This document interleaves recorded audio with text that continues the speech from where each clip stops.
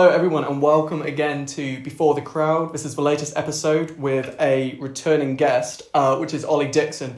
So a few weeks ago, Ollie and myself sat down and discussed the relevance of session musicians in the modern music industry. Everything we talked about is pretty much null and void now because of COVID-19 and this pandemic that we're now in. So what we want to do is sit down today and talk about where we are right now as musicians, as players, and where we could go in the future. And honestly, no one knows, so we're just going to be discussing it and debating a few points. So welcome back, Ollie. Hello. My friend. Oh, it was so funny just because I was really excited about releasing that last episode, and I know, like we were just talking about, different people were going to listen to it who work in the same industry and session players and how they can relate to it. And then by the time it was released, I think we were just about to go into lockdown. Yeah. Well, you had to put it in the title saying pre-coronavirus. That's how it was.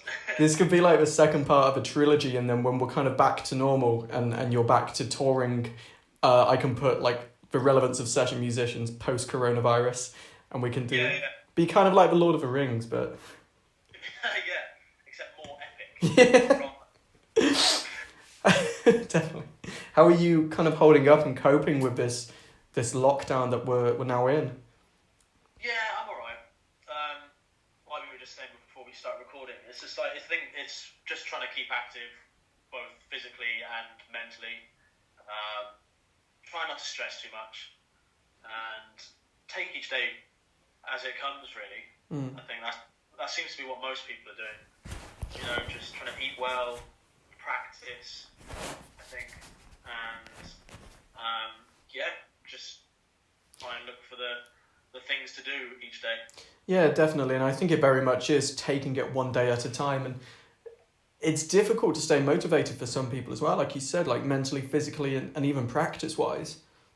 Mm-hmm. Yeah, definitely, and I can see why, because you've been given in the nicest way, it's kind of a gift that we, as people with skills, have been given, is all this time to work on that skill. But to then not see a purpose, like we don't have to give, we don't have anything to learn. The world is in a funny place, and seeing the news all the time kind of puts us in weird mental spaces. So it's very easy not to utilize all this time we've been given, which is. I completely understand, the fact, you see the death figures and all this horrific stuff going on. It's hard to sort of think, oh, good, all I want to do today is practice. I want to get better at something. It's just like, no, I'm just going to watch TV and get takeaway. And it's really true, because I guess in terms of like practicing on your instrument, on drums or whatever it is for people, I guess if you've got, okay, I've got this gig in a week's time, I've got 20 songs to learn, you've got like a deadline to work to, but now there's nothing to aim towards in terms of gigs or recordings.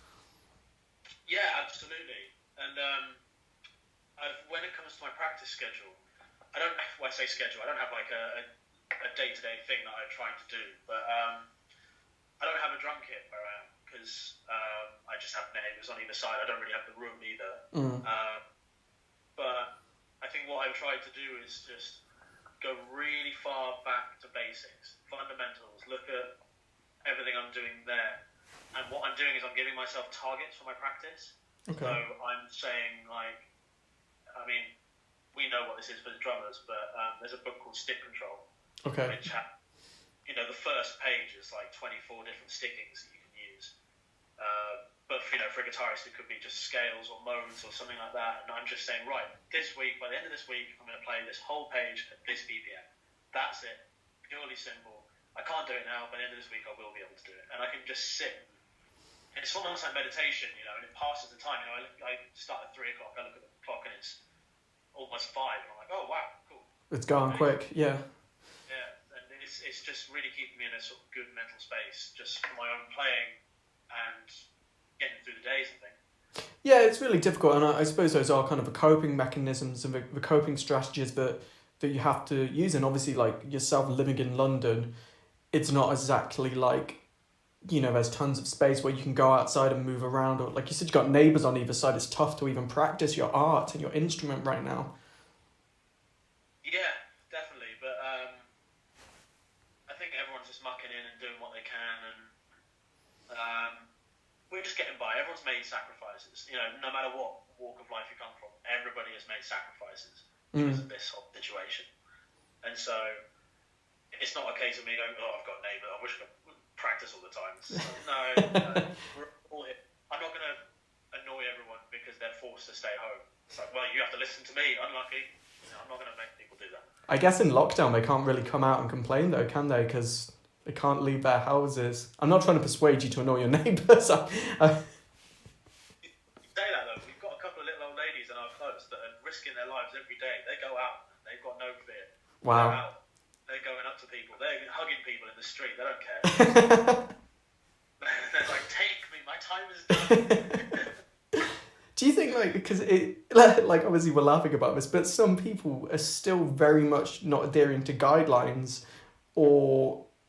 and still going about their day-to-day as much as they can? I mean, what's your opinion on that? Well, you know what it is? I think I've had this kind of same thought. I'd be interested to know what you think as well about this, but I reckon it's because, and this is kind of me included, we don't really have an emotional connection to what's going on. We see it in the news, and we see all these stats and statistics, and we look outside and we see that London is a ghost town, or the country is on lockdown. But we don't, I'm just assuming here, but I don't know anyone that's had it seriously. I mean, I know a couple of people who have felt a little bit under the weather, but no one I know has died. No one I know, even like in my non-immediate circle, has died. I just don't have anything emotionally to gauge it against, and I think there's a lot of people here that are the same. They haven't had that kind of slap in the face of like, no, this is a real thing. Right. Take it. And so I think probably why people are still going out to parks and sort of flaunting the rules a bit. I don't know what you think.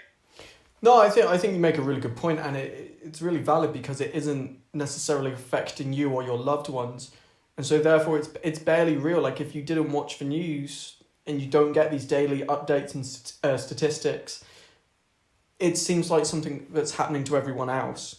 I actually know a couple of people who have had it, kind of mildly. A couple of people have been in hospital, but I don't know anyone who's died of it yet.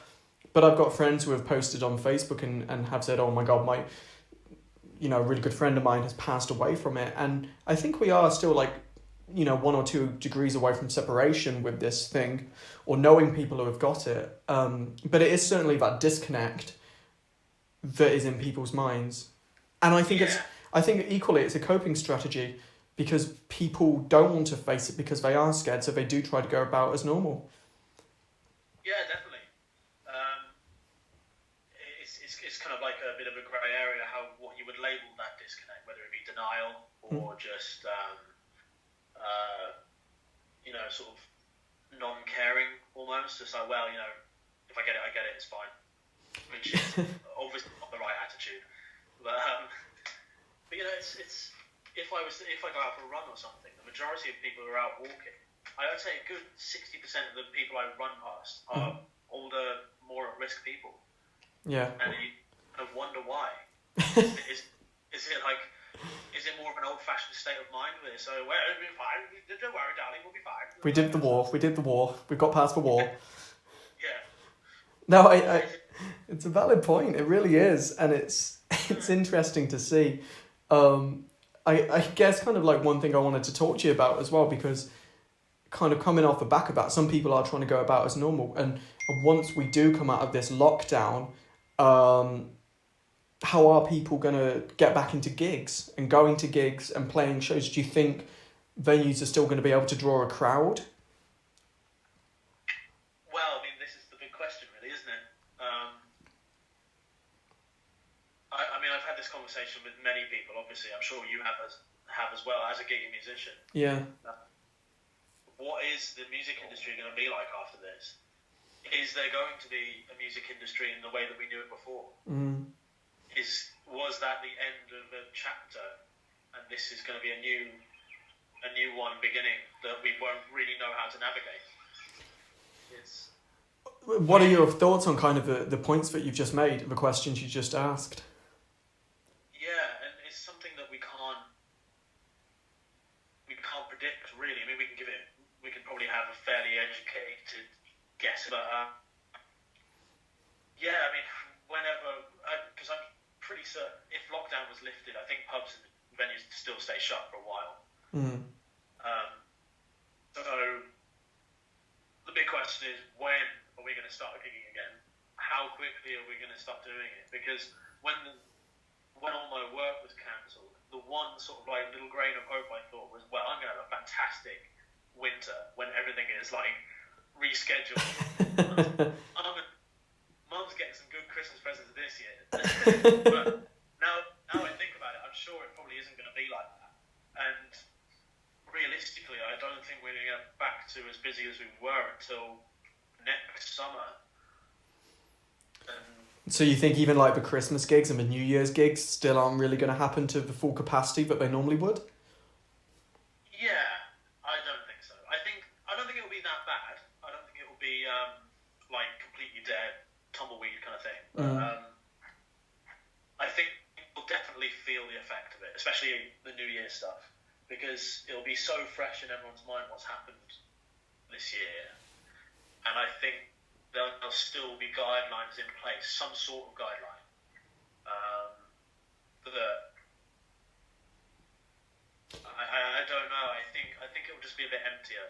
Maybe not empty, and I think we'll probably still get good work, like the New Year's Eve gigs and stuff like that. But I think we'll still be standing in a venue and look around and go, yeah, I can see the effect that this has had.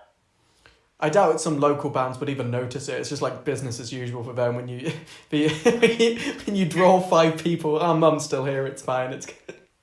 Yeah, absolutely. We wouldn't there.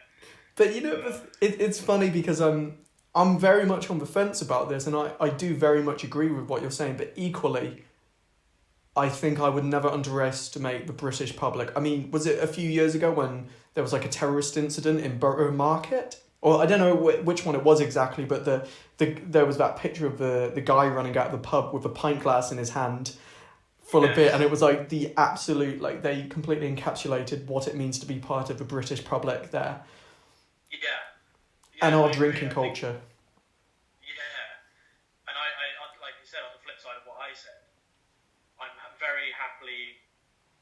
I will be very happily surprised to see people defiantly just coming out and doing stuff. I think actually that could be the way it goes, what you're just mentioning there. Once the lockdown's lifted, people are going to pour out into gigs and venues and clubs and pubs and all sorts because they've missed it and they appreciate it more. Oh yeah, I think they could go crazy, especially if it's summer, because if it's festival time as well, and just like if you want to go to Download or whatever, or Reading or any of the big ones, you're looking at £200 a ticket plus food and accommodation or camping, whatever. But if those big ones aren't happening now, maybe all the smaller gigs of 100 to 200 people, maybe up to 1,000 people, are just going to fill out because people are looking for stuff to do.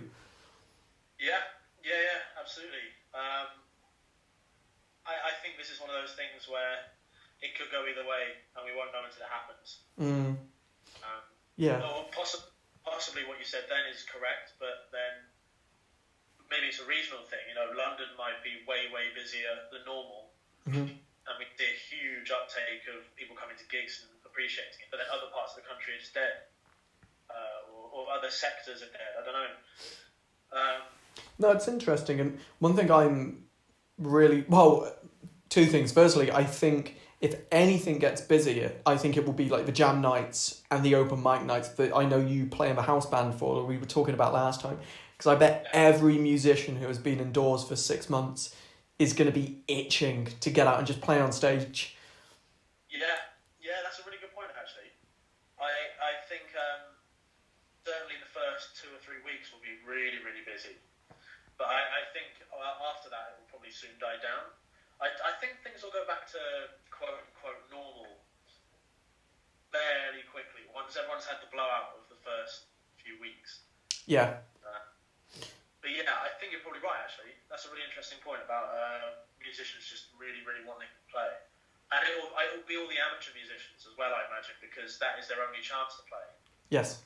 Where professionals will be like, okay, cool, my work's coming back in now, I don't have to worry. And it's kind of the relief sets in. Whereas those guys, you're right, it's like, yeah, I want to play, I want to do it, I've missed this, I love it. I don't know. Well, yeah, it's funny. Yeah. It's funny talking about the amateur guys as well, because the pros, and I think we touched last time on like the West End and how these are these sort of gold nugget gigs to get. Obviously, that's closed down for the first time, maybe ever. The whole of the West End has closed down in London. Yeah, I think that'll be really interesting. Actually, I wonder how the West End will be affected, because they'll still put the shows on. I wonder what the audience in tech will be like, because the tickets are fairly expensive for the big shows. Mm-hmm. I wonder if that was something that people will prioritise budget-wise, because obviously everyone's going through financial hardship now, even with government help. You know, people are generally only getting 80% of their wages, and I wonder if they'll see a decline in numbers for the first few months. That'd be interesting. Yeah, or even if the marketing of it will change, because instead of having, £80 tickets for The Lion King or whatever, are they going to cut prices? Or people who have obviously bought tickets during this time, they have either got their money back or sort of, had it rescheduled for a later date. But yeah. There'll be a lot of honouring from venues and promotion companies and stuff like that. That'll be interesting to see what the knock-on effect of that is. Because they're going to be losing. They'll have to honour 3 to 4 months maybe worth of tickets. Maybe not that much. Maybe like 2 months worth of tickets. So that's 2 months of income. They just lose it. Yeah, it's crazy, isn't it? And presumably, obviously, like they're paying a mortgage or rent on the venues themselves, which, if, like you said, everyone's in hardship. So even if the owners of these venues and theatres can even pay that, or if, like you said, I think your words was that the end of that chapter, and now we've got to find something new. Yeah. I mean, there's so many different variables to think about, and it's the whole situation, music-wise, politically, public health-wise. This is only something we can really dissect 10 years down the line. I think once we're out of it, we've recovered and the economy has recovered, and we're all sort of back to relative normality, whatever that normality is. It might be a new normality, we don't know. Then we can look back and go, this is what happened, we could have done this better, this is the effect of this. So I try not to, these are all things I like to think about, but I don't worry myself over. I'm sure the work's going to keep coming back in, and we'll all be alright. We'll make it through. Oh, definitely. I think that's a really good message to put out to all musicians and performers and entertainers out there. Like, we will all be okay. The work, it's got to come back, right? In one form or another, it will come back. Yeah, absolutely. I saw this post on a forum saying, from a professional drummer saying, I'm really worried for my job after this because everyone's going to be practicing and everyone's going to be really good. He was like, man, I've really got to put my work in now, and I kind of feel that a little bit. But I'm just using this time. I'm looking forward to being a better player on the other side and just getting back into it, getting stuck in. I think that's really, really nice. Definitely.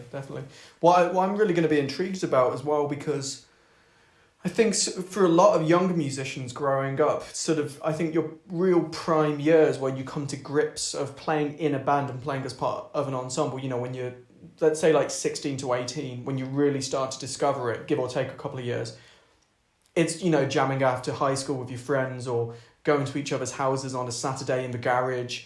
And like, those are your beginnings when you learn to interact with other musicians. And I'm really interested in the knock-on effect that's going to have, because we might be all like technically really proficient players, but are we going to lose a certain musicality to our playing, do you think? Yeah, I mean, I think that's a really good, because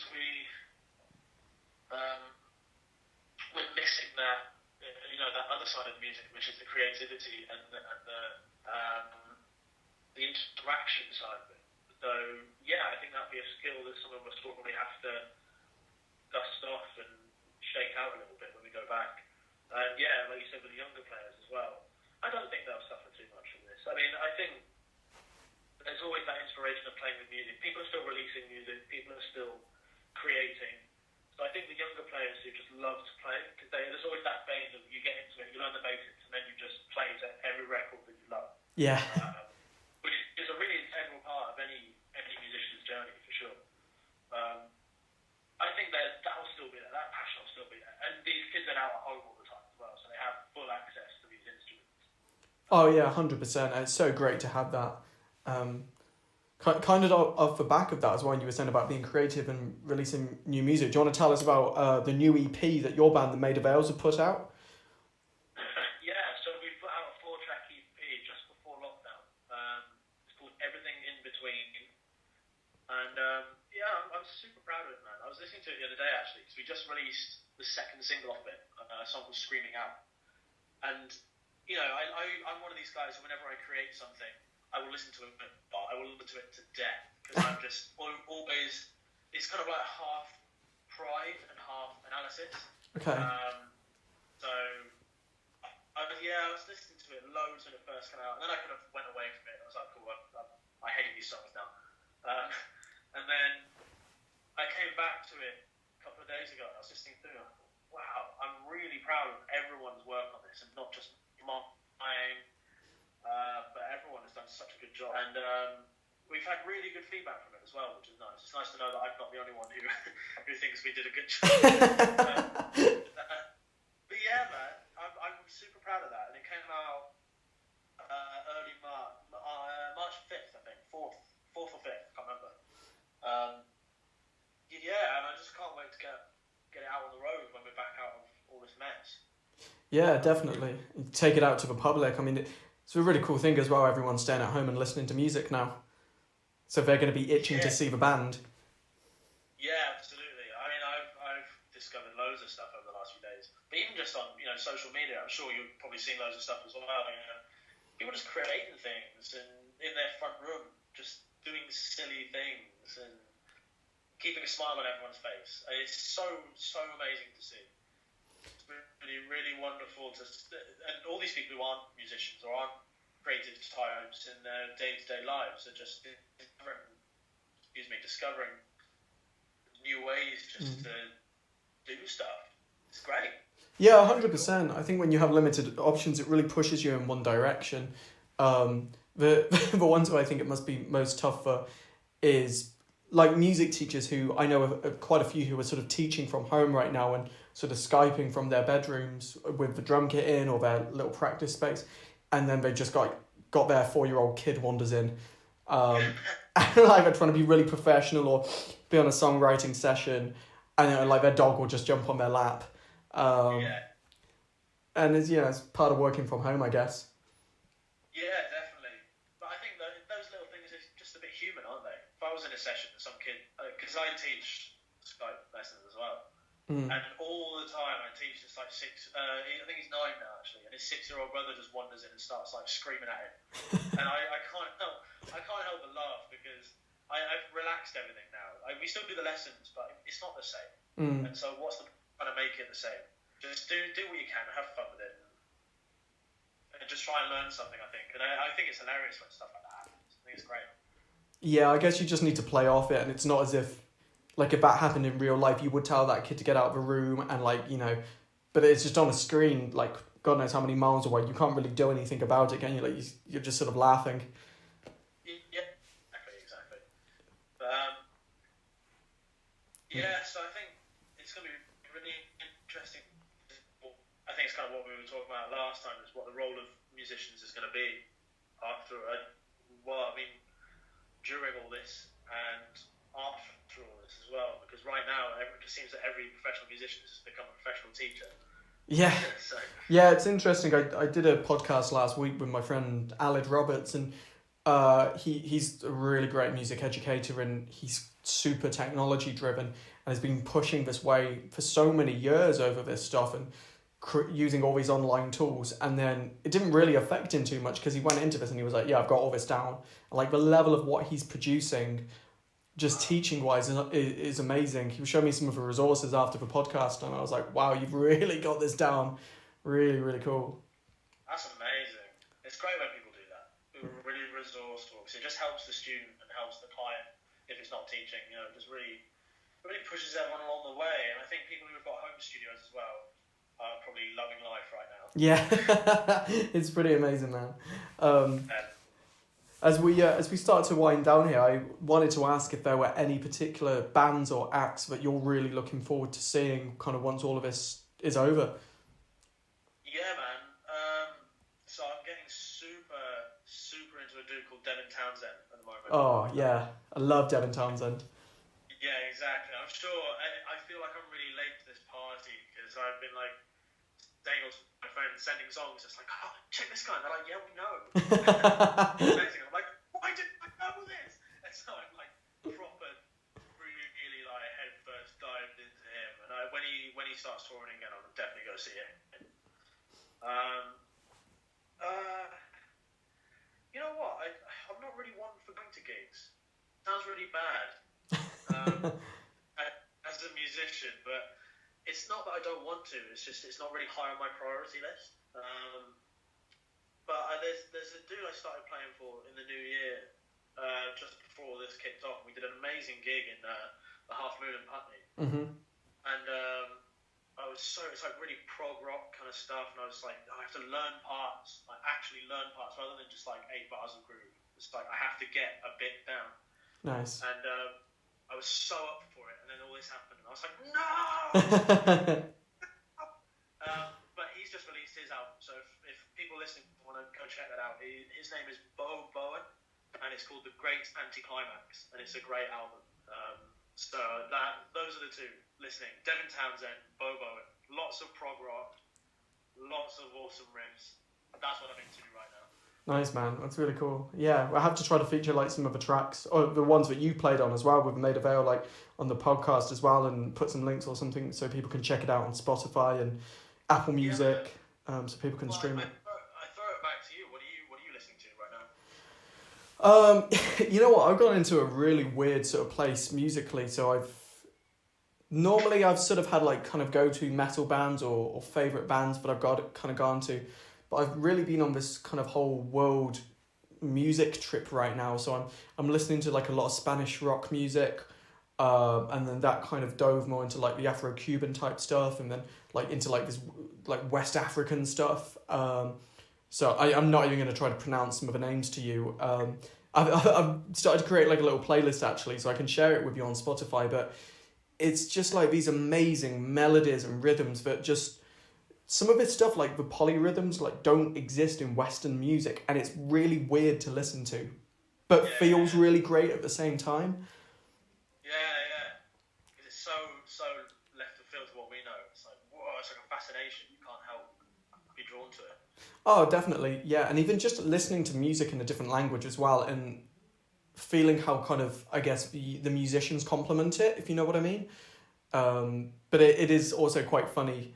Listening to that stuff and like you really want to sing along, but you're like, oh no, I haven't got the the linguistic capacity to actually sing these songs. You sort of like kind of half hum a melody, but you think you know. Yeah. Yeah, cool, man. That's great. I'd love to check some of that stuff out. Yeah, I would definitely put a link to you. Amazing. Well, Ollie, let's wrap it up. Thanks so much for coming back and kind of talking about where we are right now and potentially where we could be going with all of this. Yeah, well, it's all just speculation, isn't it? Really, we won't know until it happens, I think. But I would just say, I think everyone's panic phase is over now. So yeah, we'll just get back out there and we'll make it through. It'll be okay. Definitely, man. Well, thank you so much for being a guest again, and make sure you stay safe. And I'll speak to you soon. Yeah, you too, man. Take it easy. Take care. Bye bye.